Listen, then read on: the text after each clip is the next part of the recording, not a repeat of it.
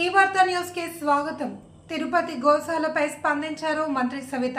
సత్యసాయి జిల్లా పెనుగొండ మండలం మోటువారిపల్లిలో గురువారం నూతన రోడ్డుకు భూమి పూజ చేశారు మంత్రి సవిత।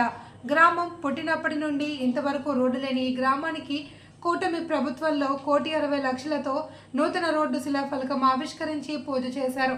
అనంతరం మీడియాతో మాట్లాడుతూ వైసీపీ పార్టీకి ప్రజలు చీటి చించేసిన బుద్ధి రాలేదని, వారి ప్రభుత్వంలో ప్రజలకు గోవులకు రక్షణ లేదని, కూటమి ప్రభుత్వం వచ్చాక ప్రజలతో పాటు గోవులను సంరక్షిస్తున్నామని సీఎం చంద్రబాబు ఆదేశాలతో రాష్ట్ర వ్యాప్తంగా గోకులం షెడ్డులు, నీటి తొట్టెలు నిర్మించామని, వైసీపీ ఉత్తుత్తి రాస్తారోకోలు చేయడం, సవరాజకీయాలు చేయడం మానుకోవాలి అని హితవు పలికారు మంత్రి సవిత।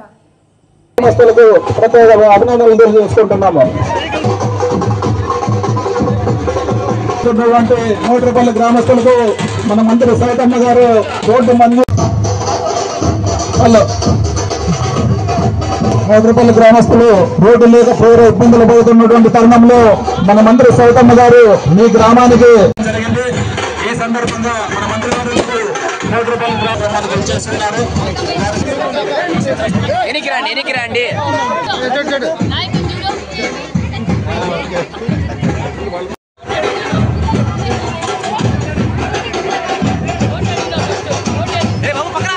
గత పాలకులు అభివృద్ధిని మర్చారు।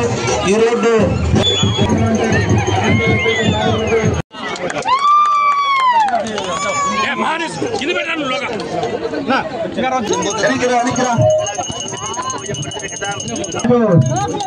₹1,60,00,000 ఈ రోడ్డు నిర్మాణకమ్మ గారు ఎన్నికల వాగ్దానంలో కోటి సూర్య సమప్రభ కురుమే దేవ సర్వ కార్యేషు రోడ్డు బాగా స్ట్రాంగ్గా, పటిష్టంగా, సుందరంగా, తక్కువ ఖర్చుతో కావాలని ప్రార్థిస్తున్నాను। ఓం తదేవ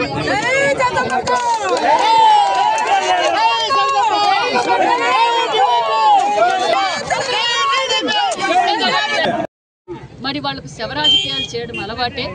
మరి 3 రోజుల నుంచి మనం వింటూనే ఉన్నాం గోశాలల గురించి। వాళ్ళు మామూలుగానే శవరాజకీయాలు మనుషుల మీద చేస్తున్నారు మొన్నటి వరకు, మళ్ళీ ఇప్పుడు పశువులు గోవుల మీద కూడా, గోవుల చావుకు కూడా దాన్ని కూడా రాజకీయం చేస్తున్నారు। మరి వాళ్ళకి తెలిసినో లేదో ఎన్డీఏ ప్రభుత్వం వచ్చిన తర్వాత, మాన్యశ్రీ ముఖ్యమంత్రి చంద్రబాబు నాయుడు గారు ముఖ్యమంత్రి అయిన తర్వాత ప్రజలతో పాటు పశువులను కూడా కాపాడాలి అని చెప్పి గోకులం షెడ్లు, రాష్ట్ర వ్యాప్తంగా గోకులం షెడ్లు నిర్మాణం చేశాం।